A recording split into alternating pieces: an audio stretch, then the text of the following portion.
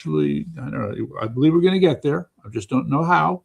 We are going to get there with persistence and All right, so I've we're gone taking live. So maybe you want to go live. Let's do that. Facebook Yeah. Live coming All up. right. So while he's getting set up, folks, this is Court Ratnowski, Yankee T News. You should know as well. And my sidekick, Jason, in this awesome joint venture here while we continue to co-broadcast on the events of the day. And as we had discussed last night, we are going to be, oh, yeah, okay, got it. We're live on Facebook now as well. Okay. So yesterday you suggested Maha, and now you're going to regret it. Oh, I'm ready for Maha. Oh, I'm going to Maha you all over the place, buddy. Okay. So, why don't you start, and then I'll I'm going to start. Tell me. Okay. So the thing is, what I wanted to start by saying is that Maha has two parts to it, and that would be public health and then health care. Okay. Now, the book that kind of crosses over both goes back a little bit in time, but it has what has kicked off this whole thing would be this book right here. Okay. And note the name of the author, Andrew Huff. Okay. All right. Now, would the category of health, you said there's health care, and then what's the other one? Public health. Public health. Okay. Our food supply would fall under the public health category, would it not? Good question. Not. Otherwise, there's a third one. Yeah, I mean, the narrow sense of public health refers to help managing hospitals and other healthcare facilities. And then, when you get into food and drugs, then that's more the purview of the FDA, okay, which I'm kind of labeling healthcare here. I'm not using good terminology. But, in terms of regulations, committees, organizations, commissions, offices, these are separate groups here. Mm-hmm. So that said, I'm going to ramble just a little bit. First of all, this name, again, I hold the book up. The name, Dr. Andrew Huff, very important. Now, I just want to quickly, he has a varied background, and however it is that he ended up where he did is quite extraordinary. But okay, let me just start here. As a combat veteran, technologist, infectious disease epidemiologist with decades of experience in scientific research, national security, and entrepreneurship. It's kind of a weird combination, national security and scientific research, okay? Mm-hmm. But it's a combination that somehow had him, one, on the scene. But here, the key part is, remember this name. These are one of the bad actors in this whole story, was called EcoHealth Alliance. Do you remember EcoHealth Alliance? Yeah, faintly, yeah. Faintly, okay. So this would have been all around the bats, okay? Who got them bats? Who shipped them bats? Who brought them bats to the Wuhan laboratory? Why, that would have been our friends at the EcoHealth Alliance, okay, who were receiving money not so much under the table, Fauci, but by suspicious means, and yes, Fauci was very much a part of this, but the EcoHealth Alliance part, they don't have a good index in this thing. I think his name was Peter Berg, but I could be wrong. So the guy who was running EcoHealth Alliance was a good buddy of Fauci's. So Fauci is sitting in the office managing things, and Peter Berg is out in the field, okay? And so he's busy pulling these projects together and chasing down ideas. Now, the way I'm going to describe the roots of the MAHA movement here may not be so good, but we go forth anyway. I'm going to say it, ladies and gentlemen, and I know it's going to get a lot of people upset. I'm listening. In Dr. Fauci's bent, twisted, demented mind, he had good intentions. And what could these good intentions possibly be? The idea that the best offense is a good defense. And what does that mean in biological research? What that means... that some of the world's worst atrocities were committed by people with the best of intentions? Okay, well, he's on the list, okay? But in this case, the point was that you couldn't... Now, this is where it gets twisted, by the way, because you're talking about infectious disease research. You're talking about genetic research. Okay. You're talking about bioweapons. So, first of all, I'm digressing a little bit, but I'll come back around, and we're still going to hit MAHA on this. Ground Zero, like it or not, was a place in Maryland called Fort Detrick. Okay. Fort Detrick is the home to bioweapons research in America. And you should need to hold on to this thought, and it's an important one. Fort Detrick. So here, all right, so hold the Fort Detrick thing. Meantime, back at USAID, which I don't think exists anymore, although it's going to be re-energized or recreated in some form. Yeah, in a way that helps Americans. All right, so USAID, United States Agency for International Development, had all kinds of foreign aid for different purposes and always dressed up as something that had good intentions. Yeah, you remember, and the listeners may recall that some of the things they funded were these, Sans Sesame Street for transvestites in Iraq, and these That's right. different things. All, you remember the waste and fraud, right? So, and each of these things that you're pointing to were an example of something that was country specific, right? So, transgender programming for kids in Iraq, okay, and whatever else they would do would be for some kids in Kenya. Mm-hmm. All right. But each one was unique in that regard. So the argument here was, and there is this other story. All right, we got to bring up the old term gain of function research. You may remember this term. Okay. The back when Obama was president, there was a concern about how dangerous gain of function research could be. Now, my problem as a biology guy is that I would look at this term gain of function and I would regard it in neutral terms. If you're taking a gene that has a certain function and you're moving it from one species to another, whether it's virus to virus, virus to bacteria, virus to human, virus to pig, bacteria to pig, whatever it is, you're transferring those genes as simply a change or gain of function. Okay. But no, gain of function, which, by the way, thanks to Dr. David Martin, another name I need to bring up. If you really dig into David Martin, you're going to get the whole picture, and it goes way back, like to 1990, if not earlier. In fact, some parts of it do, and he would explain that. But here we're just going to focus on the idea that gain of function was a concept that was regarded skeptically, suspiciously, with some concern under the Obama administration. Okay.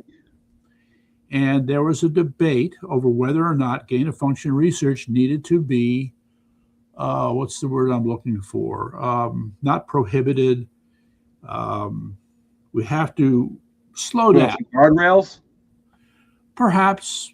And of course, Fauci and others who believed in the importance of gain of function research didn't want to play by those rules. So they used a USAID to come out with workaround solutions for funding gain of research in other places in the world. And if you're working with genes and viruses, what do you think, Jason?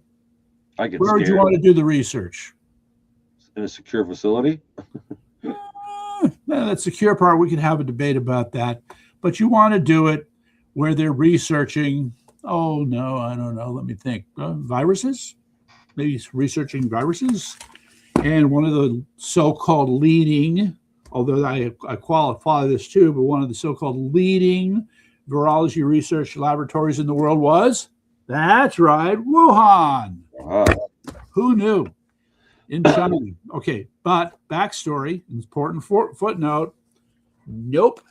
Wuhan wasn't that important in the general scheme of things as a leading virology research center. They needed a little help.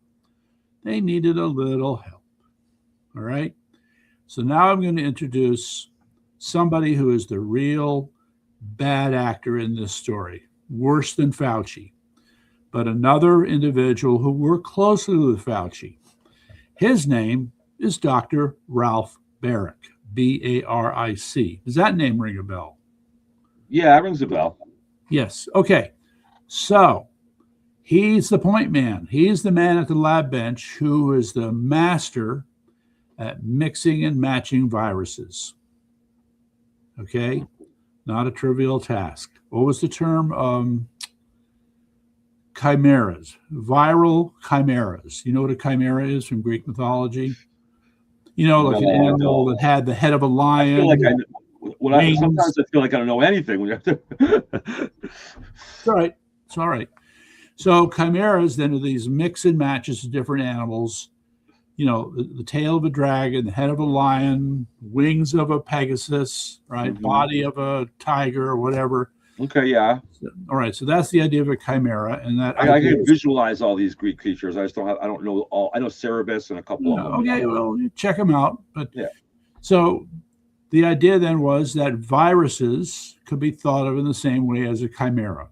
You're taking what's supposed to be a plant virus, Mhm. and what's supposed to be a virus for a clam, and a virus for humans. And now you're going to take gene sequences from each of these and put them together in one continuous genetic sequence. Plant them in a bacteria and see what happens. You know, that's Mhm. that was the basic thinking. Okay, so this forms the foundation for how you think about gain of function research. And there are really no, when you get down to that level, there are no, yeah, are there barriers? No. When you're Well, dealing with viruses, what? I've heard that, for instance, cats have the ability to understand the English language at a higher level, but they just don't have the physical aspect to speak. That with the kind of advanced research down the road, they could actually create cats that could talk. Well, there's something close. Well, I don't know. Some I've heard cats, talk about I that. mean, we have a cat. I don't know. The way our Scary. cat talks, No, yours would is never shut up. wondering. Yeah. So who knows? In any event, so you have this concept of gain of function, and the leader is Ralph Barrick at Chapel Hill, University of North Carolina. Mhm. Ooh. And so, what does Yeah. every self-respecting PhD do in his field of study? He has PhD graduate candidates. Okay, and that can vary from 1 to 2 to 20 or 30 in a lab, depending upon how well funded the lab is. Mhm. And so he had candidates. Now, I need to bring in another name here because, gee, Ralph wasn't the only game in town here. There's another guy who is considered the most brilliant one in advanced genetic research, based up there in Cambridge, Massachusetts, George Church. Okay. Okay. No, I've never heard of George Church. All right. Well, that's okay. I mean, within the walls of biotechnology, you know, he's a god. He's a god. Okay. So so he gets together with Ralph, and they're doing all kinds of cool stuff, right? Now, mind you, it would have started at, oh yeah, Fort Detrick. That's right. I did mention Fort Detrick, didn't I? Mm-hmm. All right. So now we have Ralphie and Georgie hanging out at Fort Detrick from time to time. Meantime, USAID doing things internationally, trying to do their workarounds on gain of function research, of which at least Ralph was a part, and maybe Georgie, head on working with Dr. Huff. Wuhan. Hey, there you go. Now, let me just add, by the way, this goes back a ways. I think they were working with Wuhan. I'm going to say, I'm going to have to check the date, but it was certainly earlier than 2012. Now, so my question to Ralph Barrick is, look, I understand the Wuhan Institute of Virology is supposed to be a leading professional research facility. And what do leading research facilities do? They have conferences. And when they have conferences, what do? They get out there and they take pictures of themselves because they're so proud of attending the conference. So, Ralph, you got to explain it to me. Why were you sitting in the front with some other non-Asian looking researchers at a conference on virology in 2016 at the Wuhan laboratory? What were you doing there? Mm-hmm. Just a question. Well, I got to tell you something right now. A PhD is thought of as a brilliant mind, correct? Yes. I think some of the dumbest people have PhDs. Okay, well, mind you, it depends. It's going to be a matter of I'll tell you a story real quick. brilliance I'm within gonna the tell you a four story. walls that they function. But once they step outside, yes, you're right. I'm going to tell you a story real quick. Sure. Amy Chai told me that her husband was a doctor. She's a doctor. Yeah. They're both at Yale.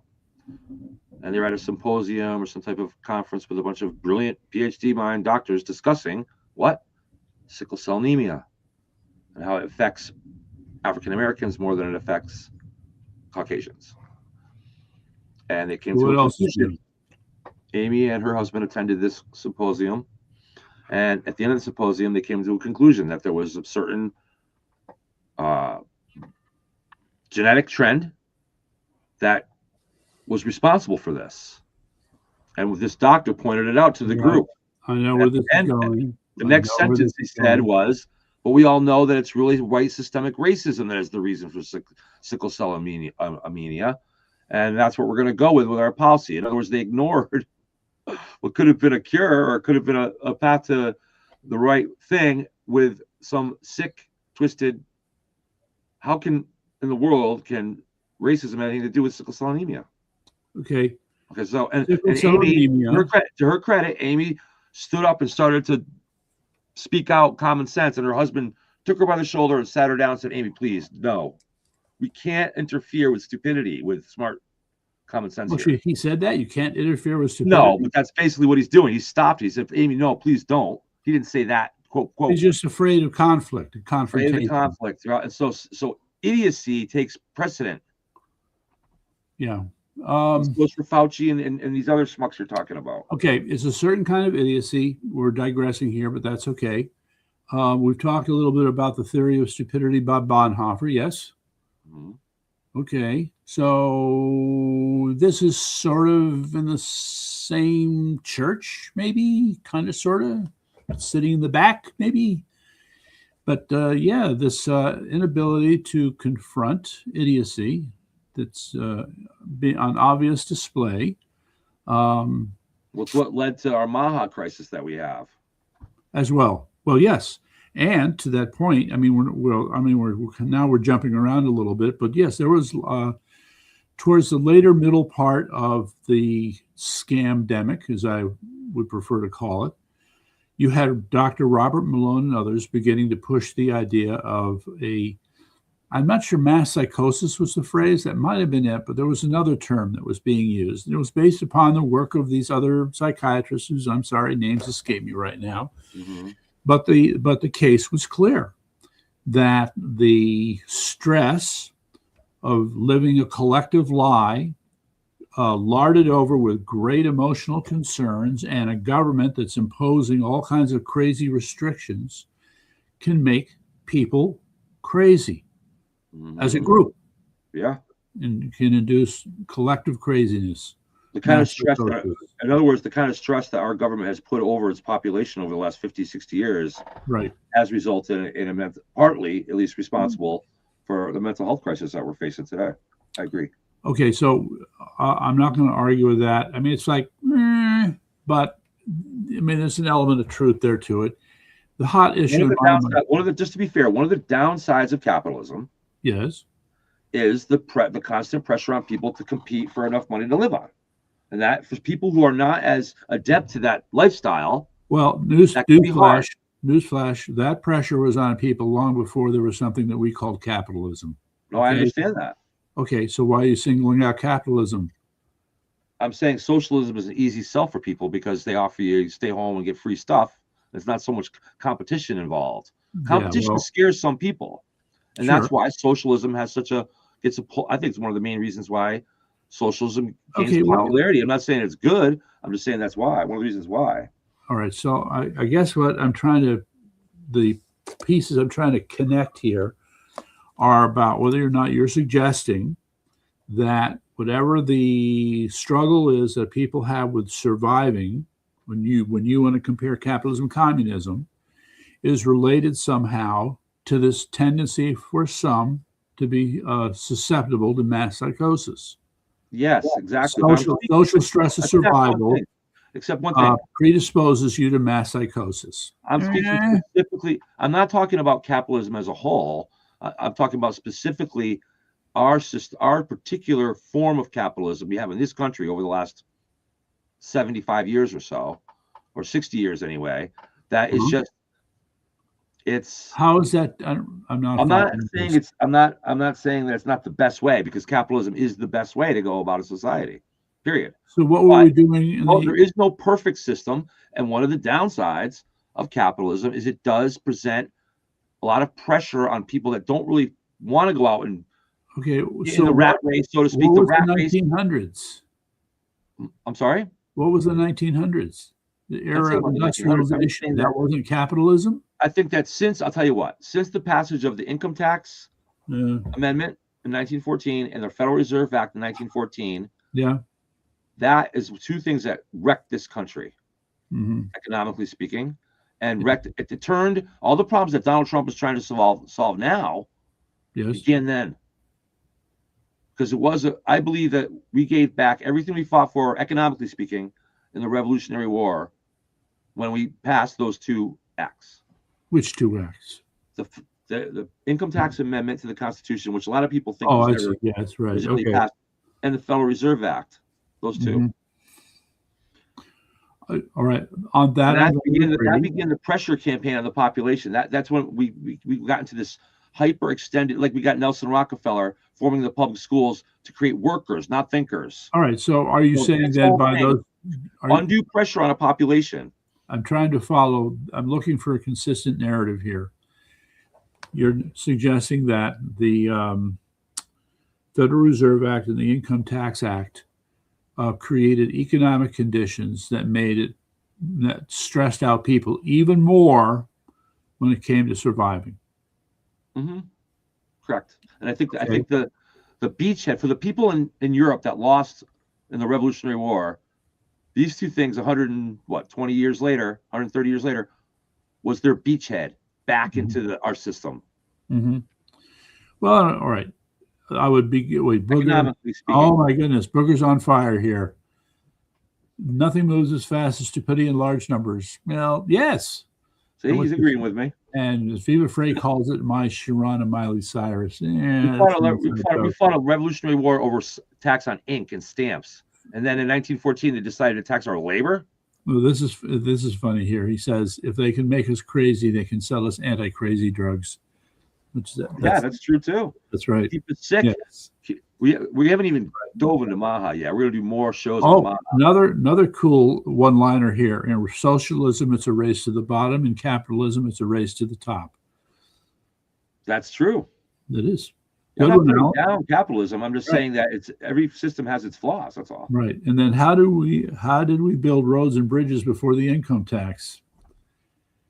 Yeah, I think we charged tolls. That's what we did. We charged tolls. Our forefathers dumped tea for yes. Here we go for a 3% stamp tax. I got them going.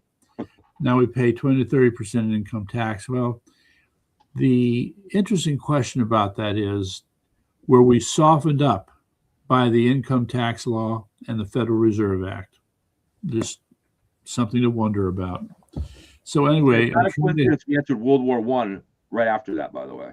Okay, so I'm not sure how this relates to. Well, all right, I know I can see where all right. If you're going to start pulling the MAHA thing, all of a sudden, since we're in the early 20th century, you're going to bring up the Rockefellers and how they ruined natural medicine and how they pushed, synthetic drugs. And mind you, at the time, in all fairness, stuff like sulfa drugs, not the greatest now, but back then, and then you had drugs that were derived from coal tar dyes, and you had then the introduction of antibiotics. All of this was a break, from the likes of herbal medicine and homeopathy. Natural thing. The attitude at the time was that these things work better. Now, cynically, we just want to add, well, then Rockefeller said, I'm going to make money on this, so I'm taking control of it, baby.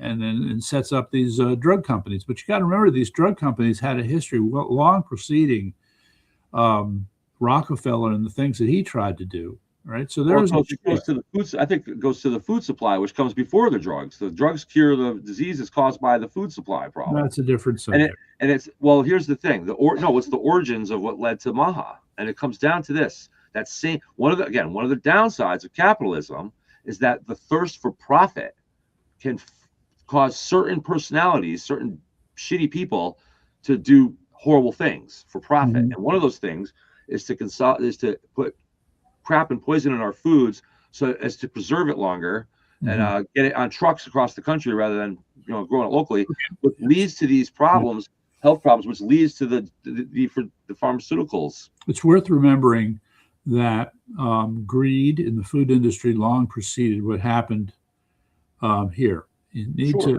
I mean, greed goes back to the beginning of time. I'm not doubting that. Just to go back to, or I'm kind of putting forth with sort of a conventional explanation, and you're trying to do a form of social analysis, and the two don't get along. Just saying. Keep going. All right. So in this case, they're not in front of me, but there were key acts passed by Congress at different points in the early 20th century. I think one of them was in 1933. But the point is that for the most part, the types of things that were being sold as medicines, as the joke would have been, were grandma's little pink pills. All right. They were harmless. Okay. So they just sugar pills. And we just thought, well, gee, it's okay for her to take them. When these research laboratories started to produce drugs that could cause liver damage, blindness, ruin your digestive tract, etc., at that point, the FDA said, all right, we're going to have to set tougher rules here for this. And that's when they introduced this Act of 1933. But still, the clinical standards for evaluating the safety and efficacy of these drugs was not really in place. So we have to fast forward to around 1960. Does thalidomide mean anything to you? Does what? Thalidomide. No. Okay. So thalidomide was a drug that was being given primarily to pregnant mothers in Europe who were having trouble sleeping. And all of a sudden, babies were being born with no arms, no legs. It was horrible. And people were not really drawing a connection yet at the time between thalidomide and these mutations in these children. Meantime, in America, there was a woman, a PhD. Her last name happened to be Kennedy, but she wasn't related. Or is it Townsend? I can't remember. In any event, she was the one person who stood against these drug companies wanting to sell thalidomide in the American market. Okay. And she was able to stall it long enough that the definitive clinical evidence came forth showing that thalidomide was causing these mutations. Okay. So she earned a special reward for, saving American mothers from going through this hell, and children. So at that point, the FDA said, damn, we're just not doing a good job here. So they passed yet another law in the 60s, which really toughened up the standards for clinical review. So this is where it really started, that the American medical, our drug culture, government regulated, was now going to create the standards for safety testing and efficacy testing and later potency testing for any new drug that came along. Okay, so that's, in my mind, that's kind of where it started. And, it's a fair question. On the one hand, the regulations associated with safety and efficacy are seen to this day as having become overdone. Government is overregulating, treating adults like children. You should be able to try a risky drug yourself without government intervention. There's been some progress in that area. Okay, but in the meantime, if it's about making America healthy again, and if the subject is drugs, all right, so now we have these issues which are still unfolding. And here's where we are now with it. Okay, in the 1990s, surgery is all, that's where all the money is, and that's where everybody goes to. Well, no. I got to put a more fine point on this. No, more that's fine. what they teach in medical school. They don't teach. There's only one elective at Yale Medical School about nutrition and preventative medicine. All right. One. Yes, but that's not what I'm talking about. So what I'm talking about here is that normally a drug company says we have a drug that we think is good for people. So they know it's not good for people. Hold on, not so fast. You're being a little unkind. The drug is the information on it. Okay, how does it act in the body? How does the kidney break? I mean, how does the liver break it down? Wreaks havoc. Is there some kind of measurable therapeutic effect here? What kind of clinical evidence can you show us? And that was paid for by the taxpayer. Okay, all that work was paid for by the taxpayer. Mm-hmm. All right, well, the problem is that the FDA was under constant pressure, constant. They're not doing enough, not doing good enough a job. They don't have enough resources. Their review process sucks, et cetera, et cetera. So then in the late 90s came the following. Fine. The FDA will do the clinical review, but the person who is applying, the drug company that's applying, has to pay for it. Yeah, and right around that time, they said, let's start advertising strange drugs to the public directly on television. Right. Yes, that was another makes a lot of sense. Hot topic. Yes. Yeah. Okay. So that they might be linked. I hadn't considered that, but that would be something to consider. So the point here, the point I'm trying to make simply is that the rules for determining safety and efficacy change in a very fundamental way, because if you're the person paying for the review process, then there's an expectation that you are supposed to get the outcome or result that you expect. Now, if a drug is really bad and you get terrible clinical results, there's no discussion. Okay, but if you get into a gray zone, you're going to find the company pushing it and saying, I want that commercialized. I want FDA approval. We're paying for it. I want FDA approval for it. Okay, and that has poisoned the environment for clinical review, in my humble opinion. And as painful and costly as it may be, we need to get away from that. We need to go back to a system where it's taxpayer funded and not funded by the pharmaceutical companies, because this is another example of how they have power. They're paying for the commercial review of the drug. Yeah, anyway, I think you understand what I'm saying. I understand what you're saying. I think I agree with you in large part, but I think that it's a lot more sinister than you think it is, I think, actually. Well, I think the sinister part comes along later, but no, it does come along later. Initially, it was done out of, this by itself is not sinister. It was a need for profit and efficiency. It produces sinister results. Okay, so but then once the sinister results become apparent, the cover-up begins, and that is the sinister part that makes it even worse. All right, well, let's take your point, because this gets closer to what we know and understand as MAHA. Okay, for the audience, wherever they may happen to be. Oh, by the way, word of the night, departicipation. We'll talk about that later. But there is another one here. I got to tell you about this.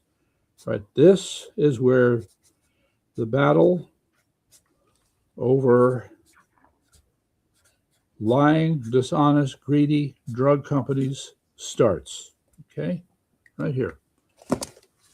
Okay, where is that? dailyclout.io. dailyclout.io. Okay, dailyclout.io is run by a woman named Dr. Naomi Wolf.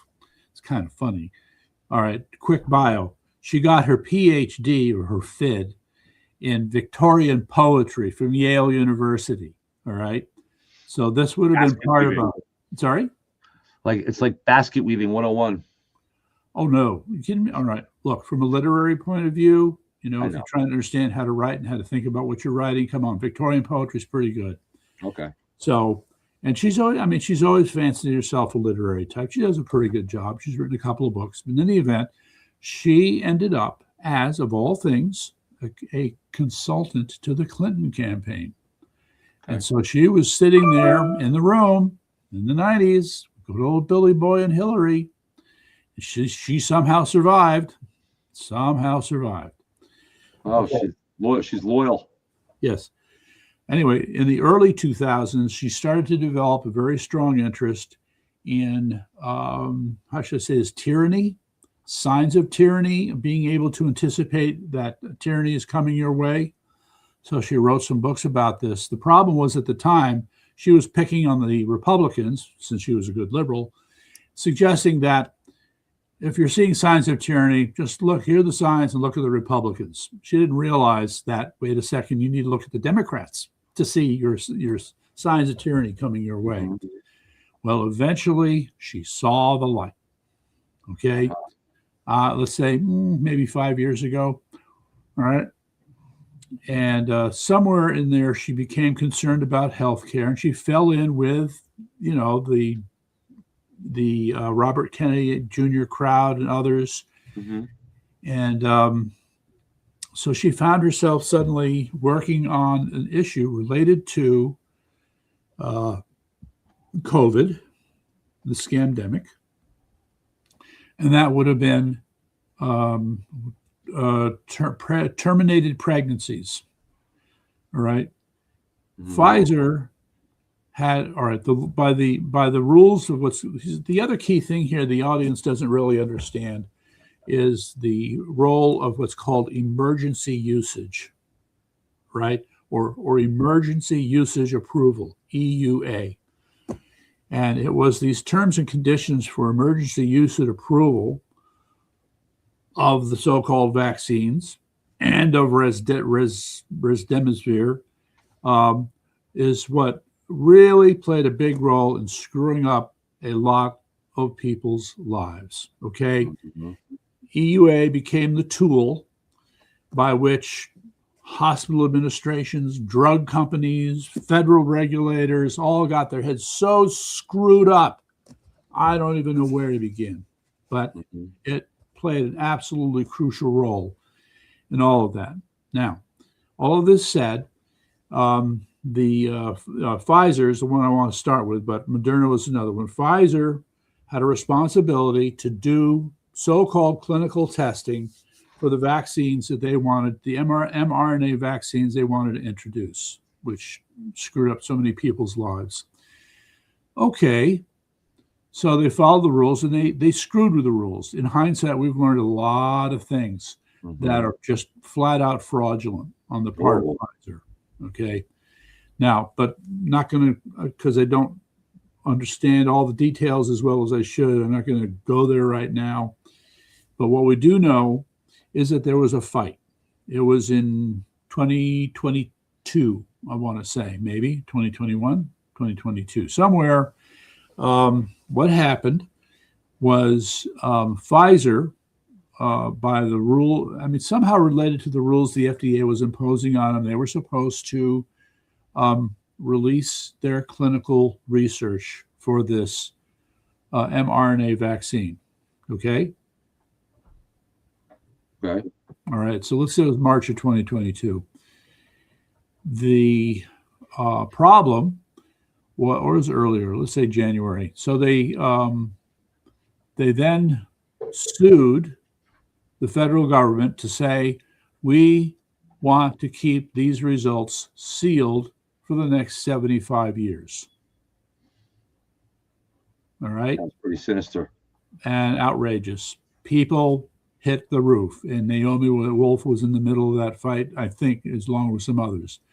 Well, after some back and forth, so first a judge said, okay, the compromise is FDA, Pfizer, you're going to have to release these like 55 pages at a time or whatever. I mean, it's huge stack of documents on all kinds of clinical trials. And eventually the courts ruled, all right, that does it. We've had it with you, Pfizer. You're going to release everything. Mm-hmm. Everything. And they probably did not comply. Oh, no, they complied. Okay. But we're talking, I forget how many tens of thousands or more, hundreds of thousands of pages of data of various kinds from the work they did. All right. So, Naomi. Let me just throw in there real quick that Yeah. When I talk about profits over people, Yeah. one of the examples of that is kind of related to this is for cancer. If you get cancer, there is a therapy called cell replacement therapy. So cancer are good cells gone bad. And in Mexico, this is in the 80s and 90s, Yeah. you could go in to Mexico and get what was called cell replacement theory. They would simply scoop out the cancer cells, put Are new you ones in talking there. about It's stem very cells? effective. Stem cells? Cell replacement therapy was called. Stem cells. No, cell replacement therapy. What You literally go replacement in and cells are scoop out the going bad in? cells and put in new ones. Now, From it was a cheap and easy, but biology guy here. What you're Yep. describing is garbled. Okay, I can't understand. Let me finish. It doesn't. What make any happened sense. is this was there was a couple in Chicago that wanted to go to Mexico. Their child had cancer. They wanted to go to Mexico, do the cell replacement theory. This gets the right to choose. That they thought was effective would be the best, but our pharmaceuticals and our medical industry is bent on making money. And you see, and chemotherapy is very expensive, and it also is not. Chemotherapy killed my father, so Chemotherapy is it just makes you 3% effective. Chemotherapy fails 97% of the time. Thank you. And yeah, it's these couples. This couple from Chicago was told that they could not go to Mexico and get this cell replacement therapy, which you can break that down biologically if you want. I don't know what that is, but it supposedly was more effective and cheaper, and that we don't have cheap things here. It's all about drugs and surgery, chemotherapy. But anyway, that's my point. It's profits. Okay, Profits are free. People come first. The only biological concept that even makes any sense with respect to your concept of replacement therapy is stem cells. It may have been related to stem cells, but I thought this predated the stem cell breakthroughs they had in the early 2000s, or right? Or was it late 1990s? All right. There are two major groups: adult stem cells and embryonic stem cells. Well, Google cell replacement therapy at some point. What? Sometime when you get a chance, Google cell replacement therapy and see what you come up with on it. Because that's what it was called. I don't know if it was related to stem cells or not. All right. So let me go back to Daily Clout IO. Okay. Daily Clout IO was the one that received all the documentation from Pfizer. Okay. And Naomi and others said about the process of having to put together what was literally an army of statisticians, analysts, doctors, you name it, researchers of various kinds to go through all this stuff and make sense out of it. All right. And so they put out a book that's on that website, has a green cover. And that book, and it's a big one, it's more than several hundred pages, gives a highly detailed analysis of what they learned from that data. And it is pretty damning. Why Pfizer has not been drawn and quartered and scattered to the four winds yet is a mystery to me. But what they did was just horrible. Horrible, especially to pregnant women. It's beyond the pale. Wow. So I don't know, maybe the day of reckoning is somewhere out there in the future, but to learn these things, I can't, wow. Pfizer needs to be punished. People need to be held accountable as far as that's concerned. Okay. And so the take-home message here was that we cannot trust medical authorities. Okay. There's this little thing called informed consent that needs to become a rock solid legal principle, not just an ethical principle, but a legal principle. And that has not happened. All right. And in fact, you've had the FDA and others trying to find ways to eliminate the concept of informed consent. They ain't given up yet. All right. And so there's a fight to be had. So if in my mind, MAHA has as a cornerstone principle the idea of informed consent. That's correct.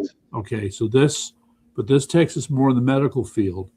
I think the MAHA that you and I are thinking about has more to do with the food industry. Yeah.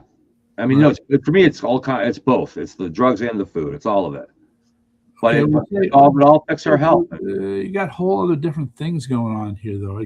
Maybe I've been too much in the weeds with this shit. But there's just... starts with the food supply, I believe. Sorry? it does start with the food supply, with what we're eating. Remember that old term you used to hear on all the time? You are what you eat.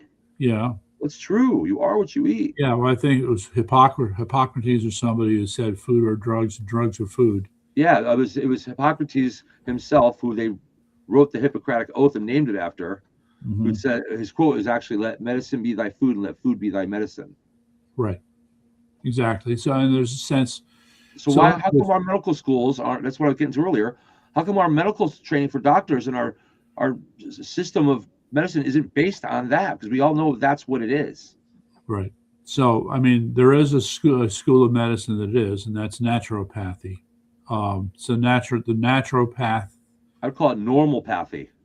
Um, well, I mean, that sounds cute, but It's true. I um, mean, that's kind of the natural order thing, the way it ought to you be. know, naturopathy is such a funny thing. I mean, I had a naturopath for a while who was giving me acupuncture, and she was giving me her version of prescribing certain things. And it's not that she didn't know what she was doing. I'd say thought she had the information in front of me. I'll give you two. I'll be more specific. Okay. So she was giving me berberine to help control my blood sugars. And lo and behold, I find out that berberine can be quite upsetting to your GI tract. Okay, side effect. Yeah. So I'm having bouts of diarrhea long before my blood sugar is being brought under control by berberine. On a personal note. And sorry, On a personal note. yeah, it's on a personal note. And I had a friend who was taking berberine and swore by it, but I didn't really see much effect from what I was taking. And of Mhm. course, one of the problems, might as well get into this, when you're talking about natural cures, the berberine is a root extract from a plant. You don't know from plant to plant what the concentration of the active ingredient is. Sure. Okay. So, to that end, herbal companies have been criticized roundly, and there's been some pretty embarrassing studies when it comes to active ingredients. That's okay. Nonetheless, so what they'll try to do is there's a process where you would take the raw plant material, right, packages up, and that's what you'd sell, Hmm. or you would take um, what am I trying to think of right now? You take the raw material and then to get an extract. Okay, the extract could be like 6 different components that you isolate from the original raw plant material, and then what they do is they'll mix the extracts with the original material. The notion being there could be agents in there that are providing effects you don't know about. And I'll give you 2 quick examples. Aspirin was originally derived from what do Yes. you, I don't know. willow bark. Okay. Is that a common knowledge thing? I'm supposed to know Yes, this? it is. Yes, Jeez. it is. Okay. Tell me. All right. So All in the right. good old days, before aspirin, you would take tincture of willow bark to I provide mean, to it have sounds familiar now you mentioned a it. Yeah. natural analgesic. So what did they find? When they took those extracts, there was a whole bunch of molecules in there that exerted um, analgesic effects. But the question was, which one was the strongest? And to use official parlance, which was the one that bound most strongly, okay, to a receptor for analgesic effects? In the case of the components in white willow bark, the winner was something you might have heard of before called acetyl salicylic acid, It's right better off the tip of my known, better tongue. known as aspirin. Okay, Okay, yeah. aspirin is the derivative, today the synthetic derivative of the strongest binding agent of the many different ones that were found in white willow bark extracts. Okay? I'm going to submit this. I would say that when they talk about food being thy medicine and whatnot, Yeah. those I think the use of food is more of a preventative. Once you have a nasty disease, natural cures may or may not help you, and you may need to Uh-huh. resort to some type of thing. But I'll give you, for instance, I got this recipe that I'm going to try actually now, where you take lemon juice and you kind of heat it up and you put a little onion peel on it, and it makes like this hot Onion lemon peel? onion tea, and you drink it, and it supposedly Well, if you drink it if you drink it once a day or every couple of weeks or once a week, I mean, it'll prevent you from ever getting kidney stones. Like, you're never going to get kidney stones because this stuff is going to come through and make sure there's enough of a passage. That you don't, I've heard lime juice is good okay, for lime, lemon could be the same. So that's my point. So I think preventative medicine is something that's not taught in medical schools. It's not fostered for any type of medical professionals, other than unless you find a nutritional doctor or somebody. Yeah, Those people are very specialized and hard to find. Yeah, this gets into an area. I sent you earlier that video with Dr. Lee. Yeah, Did you watch that at all? I didn't see it. I was watching Schitt's Creek with Melissa. You ever seen that show? Man of high culture. Okay. It's funny. All right. Well, you got to get off the high culture thing every now and then and just enjoy the. Sure. Okay, but anyway, Dr. Lee, who is a Harvard doctor, like many of these Harvard doctors, they get sick of being doctors and they want to become celebrities. So there he is out there pushing the idea that I can show. He's leading with the argument, I can see the end of cancer. I've observed enough medicine. I've seen enough data in situations. I can see the end of cancer. I need to listen to the whole thing. It's a long video, but I need to listen to the whole thing before I'm ready to buy into that. I mean, people have said other interesting things about this. All right. I'll just. Well, one thing is clear: the instances of cancer in adults in this country, and diabetes for that matter, have gone up to a level that is suspicious as heck compared to where it was in, say, 1940, where it is today. Right. So I think that there's a general sense that the increase in incidence of diabetes has tracked the increase in the rate of increase in obesity, and diabetes and cancer, all of it. Yeah, I think. Let's see here if I can. Well, these are considered, diabetes and cancer are considered two major diseases, what they call diseases of abundance. In other words, too much of everything. Where if you go to Africa, you get malaria. Cancer is a disease of scarcity. You just don't have enough of something. Yeah, have you ever heard of that breakdown before? Disease of abundance. Well, I get it. Diseases of abundance versus diseases of scarcity. Diseases of scarcity come from not having enough nutrients, being malnourished. Whereas cancer and diabetes are diseases of abundance, which come from having too much sugar, too much meat, fats and things like that. And that's one of the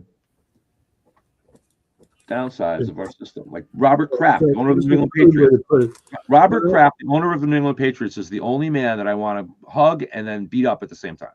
Who? Robert Kraft, the owner of the New England Patriots. I want to give him a big hug because he brought me 7 Super Bowls. But I want to punch him in the mouth because of the way the crap he sells us to eat. Kraft? Yeah, crap. Kraft food is crap. That's not That's not Robert Kraft. Robert Kraft owns Schick Razor. Yeah, I know that. He also owns Kraft Foods. He's part of Kraft Foods as well. I'll have to look into that. Anyway, I'll try to see if the audience can see this. Okay, that is the trend of obesity. I want to point out to you, ladies and gentlemen. That's a big trend. Yeah, so right here, if I got this right. Okay, so that's 1960. And mind you, if we went back in time, you're going to find that the incidence of obesity, what? Yeah, almost zero. Yeah, well, 2% actually. Yeah. So 2%, and then we see, whoops, call it 5%. Whoops, 10%, 15%, 20%. Okay. This goes for children too. Yeah. So it's and there's a variety of explanations. That happened in Rome too. Do you know that? What? In Rome, in the Roman Empire, there was obesity toward the end of the Roman Empire as well. Oh, I did not know this. In Rome, actually in Rome. I'm talking about all around the empire, but I'm talking about in Rome itself. Yeah. Well, towards the end. Yeah. Hell, towards the end, we don't want to be at the end, so it's time. Well, the other explanation was they didn't know that lead was ruining them. They had lead pipes. That's true. It lowers your IQ, so they had that. We repeated the same mistake right here in this country until we figured it out. All right, yeah. Anyway, so I thought, let me give you another one. There is a product called Silymarin, okay, and Silymarin is supposed to help your liver break substances down. All right. Okay. Well, Silymarin is itself 6 substances. Okay. And it turns out that the efforts to isolate which one was the strongest and which one had the biggest impact failed. It failed. Mm-hmm. The Silymarin effect only works with those 6 compounds together. Sure. Right? Nature has a way of being like that. And I just need to point out that standard thinking about drugs does not allow for that. Mm-hmm. All right?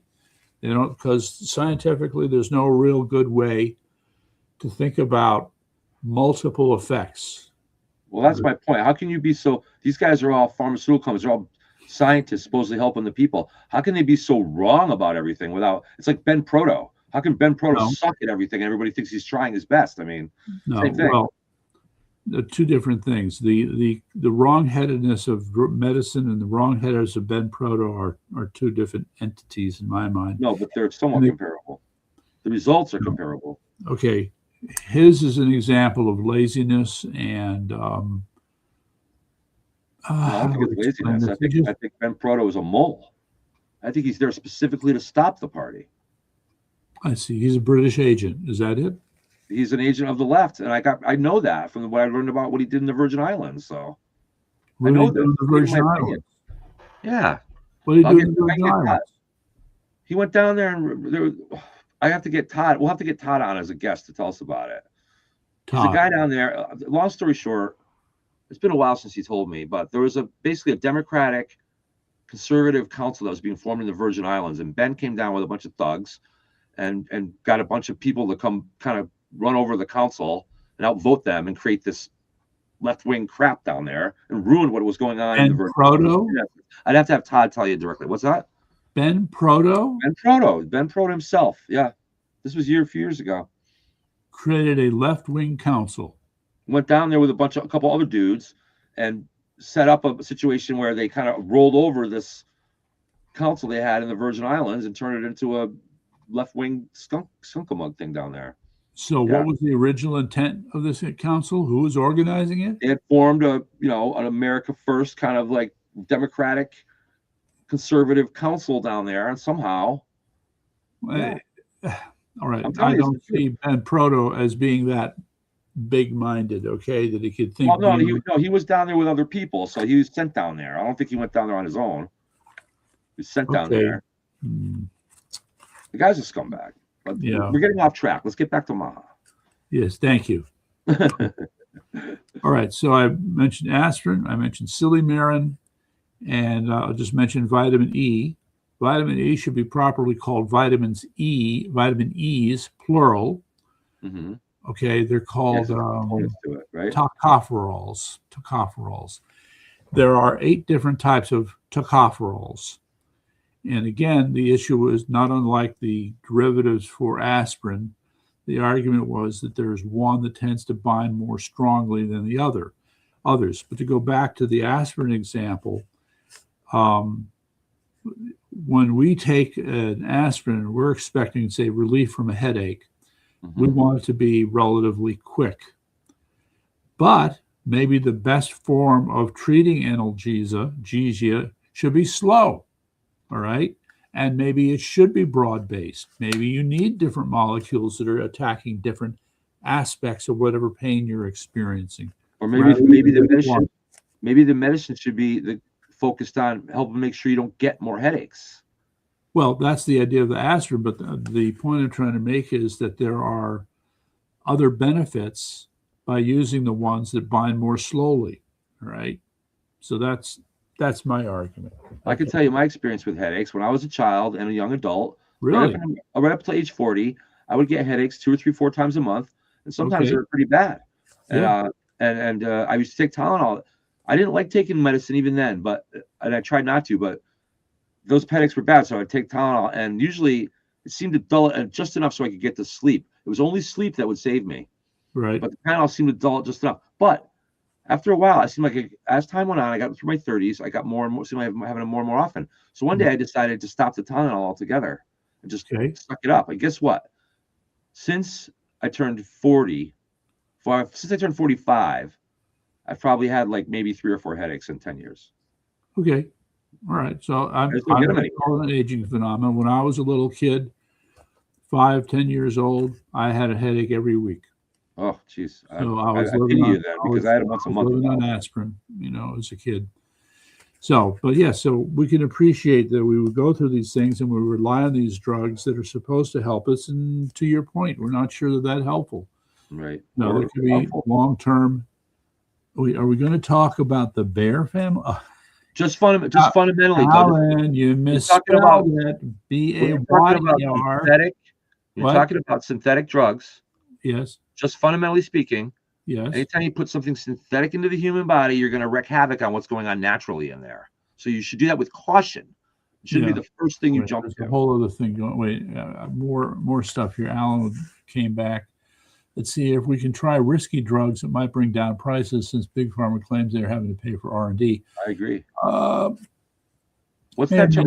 term? We're almost out of time, so let's get to that term you put up earlier. What's that? Dysfunctionality or whatever it was. No, departicipation. Yeah, let's talk about departicipation. All right, I'll just take a minute. Okay, departicipation. If you try to find it on the internet, good luck. There's a website called progressingamerica.com. And so it's one of these blogs that seeks to study the history of progressivism in America going way back. All right. Now, so they had this one thing about departicipation. So here's the deal. The concept is you are a pain in the ass, Mr. Douglas. You're one of these citizens, these so-called citizens that can't help being a pain in the ass to local government officials. All right. You show up, you got your complaints, you want to file your motions, you've got petitions, you want to take into court, all these things. You got cameras. Mr. Douglas, we are fed up with you. So you know what we're going to do? We're going to change the rules, okay, so that you can't bug us anymore. Mm-hmm. Like the FOI rules. Yeah. Okay. The rules of departicipation, the rules that deny you jury rights, how you plead before a judge, mm-hmm. The ability to sue for various things. Okay. Now, you're not going to like what I'm about to say, but there are two individuals in history, recent history, who, this word departicipation shows up very rarely in the literature. So this one thing, I should probably try and see if I can find it for you, is the only thing I found that really begins to lay out this nasty conspiratorial scheme. All right. So you had two individuals who wrote approvingly of the concept of reducing your ability to seek redress of grievances against the government. Mm-hmm. One was named Vladimir Lenin. No surprise there. No surprise there. But the other one, who thought it was a wonderful idea, was Teddy Roosevelt. Oh, I had the wrong Roosevelt. Yeah. I guessed. I almost had it. Okay. Really, I'm surprised at that. I am too. Okay. So, so he was an example of what they call a progressive or liberal Republican. And so he would have been the first of the rhinos. First of the rhinos. I was going to say that. Yeah. Okay. Mm-hmm. But so the point is that this concept of interfering with your rights has been around for a long time. And another thing, since I brought up, we got to get back to MAHA. Got to get back to MAHA quickly. Is that there is something called the common law grand jury. All right, it's a right codified in the Fifth Amendment, and the idea is very simple. This is the question. The founders, the framers, were asking the question: who's going to watch the watchdogs? Mm-hmm. Okay, you've got this judicial system, you've got these laws, you have a way of bringing people to justice. How are we going to make sure that that whole system stays honest and does not become corrupt? Who's going to watch the watchdogs? Yeah. And the answer is the common law grand jury. Put simply, a group of citizens forming their own grand jury without any direction from a courthouse, a judge, a prosecutor, assemble their own evidence, a presentment, as they call it. Mm-hmm. And if they think there's enough evidence to suggest that, for example, some government official has done a lot of things wrong, Mm-hmm. then that citizen grand jury, all right, common law grand jury, takes their evidence and hands it to the judge and says, you got to do something about this. Is that something that exists that we don't use, or something that you're correct? That's absolutely correct. And, those who are in power have done everything they can to paper this over.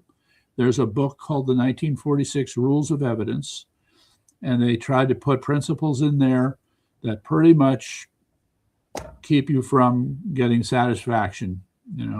The point being, and part of the reason for this, there is partially a good reason, all right? Too many times you have people who present themselves, you've heard the term jailhouse lawyer. Oh, yeah. I'm familiar with them. I've met some of them. And actually, I'm more than familiar with that one. Okay. I've met many a jailhouse lawyer, a dozen of them in my lifetime. Okay, so these are people who think they know what they're talking about, and they don't. As a visitor, by the way, not an inmate, just so you know. Yes, understood.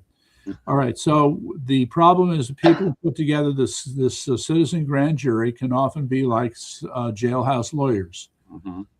And so this becomes a problem for the people who are actually running the legal system. So then they try to set up these barriers and make life, more difficult for these people who show up. But the cost has been to create a system, a judiciary system that is just incredibly corrupt. It's the same kind of system where you can have the Connecticut legislature turn around and say right in the middle of the day to people who've shown up to testify, we're cutting off testimony at 8 o'clock. Yeah. Doesn't matter that there are 300 people waiting to, we're cutting it off at 8 o'clock and you're going home. I took the time and trouble to be here. You will hear me. Yeah. But no. So in any event, although to be fair, there's got to be some kind of a limit. You can't go all night long. I mean, there has to be some kind of a. If you're going to set a limit, set it before midnight if you got it, I guess. Yeah, no, I get it. They backed when they realized they were getting into a lot of trouble. They backtracked. But the point is, their attitude was they didn't care. They were ready to just say, "Screw you! I don't want to hear what you have to say. We're going to make our decisions with any input from you." Okay, which might sound a little bit like, departicipation. Yes. All right. Well, with that, are we ready to wrap it up for tonight? Yeah, I guess we really didn't Maha the Maha. We got more. We can do more tomorrow night. I'm ready. Okay. Actually, wait. Tomorrow we have to record earlier. We'll talk about it. All right. So, what's your schedule like tomorrow? Free until about 12 o'clock or 1 o'clock, and then I got to be out on the road for most of the afternoon and evening. Okay. Well, I'll be home at 9. We can do 9:30 again. I'll be home by then. The problem is I'm not going to, I'm going to be in Stanford, and I wouldn't get home. Oh, that's right. It's Monday.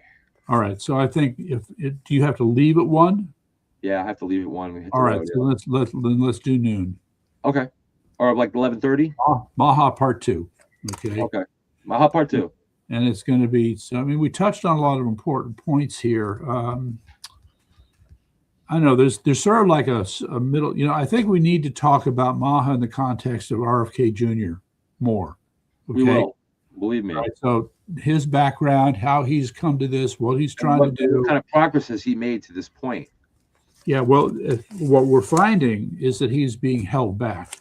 Now, I don't know if it's because of Trump, but Steve Bannon made the point that, as the election is coming up, if you want to have a winning campaign issue, okay, it's Maha. Okay, yeah. These stupid Democrats, they think, it's a Republican issue. It's not that's a bipartisan issue. Okay, if that's how you want to act, if that's what the message you want to send, go for it. Go for it. All right, and we'll continue with our proposals, our positive policy proposals, some of which are at the end of this book. I could get into that tomorrow. All right. Same bat channel, same bat time. That's right. Okay. All right. So I am going to hit that one. Bye, everybody. All right. Hit that one. It's a